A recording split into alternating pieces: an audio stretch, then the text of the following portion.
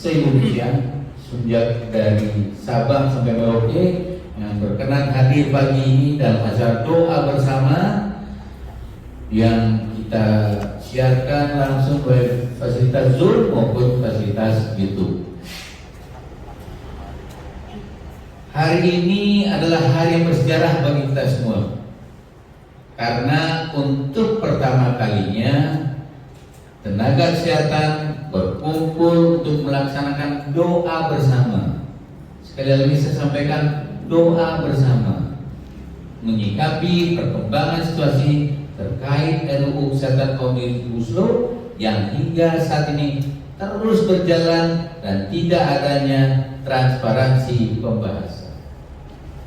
Bahkan menurut salah satu anggota panja, perjalanannya mengalahkan kereta cepat Cina yang sedang dibangun dari Jakarta ke Bandung.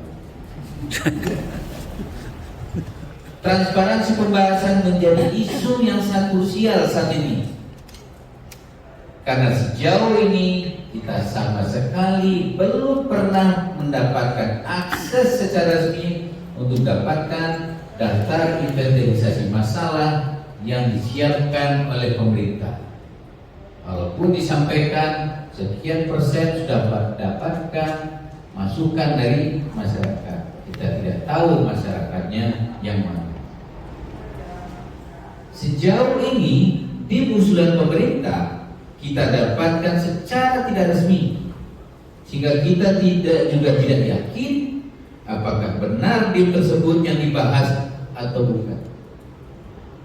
Kita tidak pernah bisa tahu apakah usulan kita pada organisasi profesi kesehatan sudah diakomodir atau belum.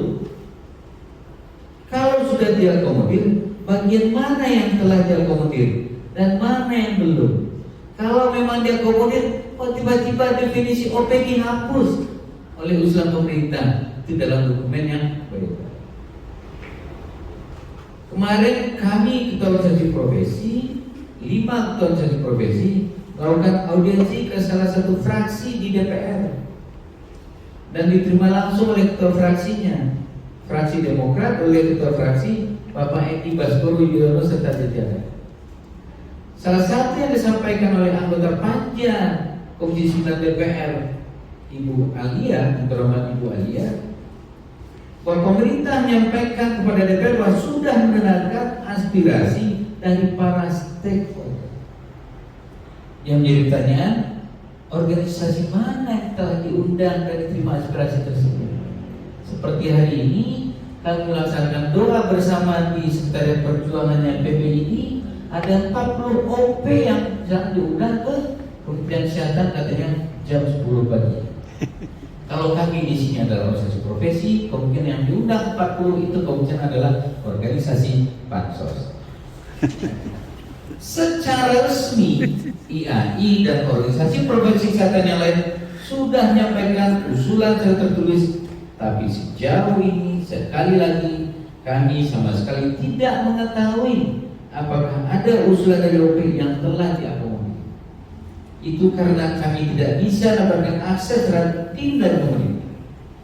Karena itu dalam kesempatan ini kami mendesak pemerintah untuk lebih terbuka, lebih transparan mengenai tim tersebut, dan kami diberi akses luas terhadap tim tersebut agar semua menjadi lebih transparan dan terang benderang.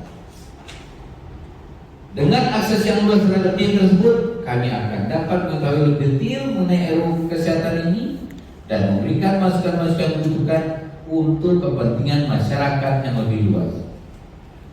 Perlu diingat, tenaga kesehatan juga masyarakat. Ada sekitar 2 juta lebih tenaga kesehatan yang menjadi masyarakat Indonesia yang akan terdampak langsung dari RUU kesehatan ini.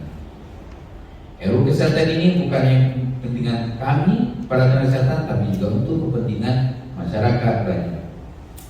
Karena itu sekali lagi kami meminta para pemerintah untuk membuka akses seluas-luasnya terhadap di pemerintah untuk RUU kesehatan Omnibus. Jangan hanya sampaikan dalam bentuk flyer, karena nyata antara flyer dan tim yang beredar agak berbeda. Beberapa hal yang ingin saya garis bawahi adalah ada yang tas shifting dalam RUU kesehatan Omnibus Law. bahwa praktek kefarmasian yang di undang-undang sebelumnya hanya bisa dilaksanakan oleh tenaga kefarmasian, apoteker atau TTK. Dengan adanya testing yang diatur dalam rancangan undang-undang ini, praktek kefarmasian juga boleh dilakukan oleh tenaga kesehatan lain. Bagaimana nasib 7.000 lulusan apoteker per tahun apabila kebijakan ini dijalankan? Dalam keadaan OP sudah tidak lagi punya ruh karena telah dicabut ruhnya melalui RUU Kesehatan Omnibus Law. Maka OP tidak bisa lagi melakukan kontrol karena semua data ada di pemerintah. Karena OP tidak lagi memberikan rekomendasi, maka tidak bisa lagi melakukan review untuk sebaran apoteker besar untuk penyiaran. Bukan hanya tas shifting yang akan menghalangi mereka berpraktek, tapi 7.000 lulusan apoteker ini yang setiap tahun diambil sumpah oleh Konsil Kefarmasian juga masih harus bersaing dengan tenaga kesehatan asing yang kehadirannya diberikan karpet merah oleh pemerintah melalui RUU Kesehatan Omnibus Law. Hadirin yang saya banggakan, satu hal lagi yang meresahkan adalah dimasukkannya tembakau atau nikotin sebagai zat adiktif setara narkoba. Pasal 154 ayat 3-nya akan mengancam puluhan ribu produknya petani tembakau, rakyat-rakyat kecil yang dibunuh. Sementara secara ilmiah, nikotin ini sangat mudah dikeluarkan di tubuh melalui urin dan keringat. Ini berbeda dengan sifat narkoba, harus bedakan antara kebiasaan dengan kecanduan. Karena itu sekali lagi pembesaran pembahasan RUU OBL ini ditunda dan tidak ditargetkan untuk dapat diselesaikan pada periode ini. Kami sekali lagi tidak anti perubahan. Organisasi profesi yang 5 ini sudah berdiri sejak awal zaman kemerdekaan. Sudah banyak perubahan yang kami alami, sudah banyak peraturan yang kami sosialisasikan.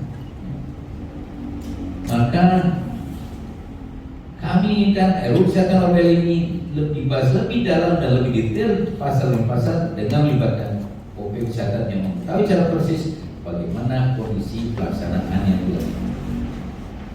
Terakhir, kepada sejauh-jauh apoteker saya mengingatkan bahwa Ikatan Apoteker Indonesia sudah berdiri sejak tahun 1955. Secara estafet diberikan oleh para senior kita dan sampai pada saat ini estafetnya sampai ke saya.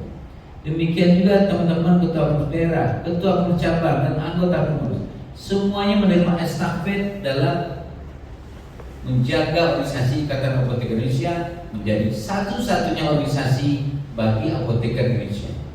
Jadi tekadkan buat kita berjuang untuk profesi, untuk organisasi, untuk masyarakat. Lihat saja bila topik Assalamualaikum.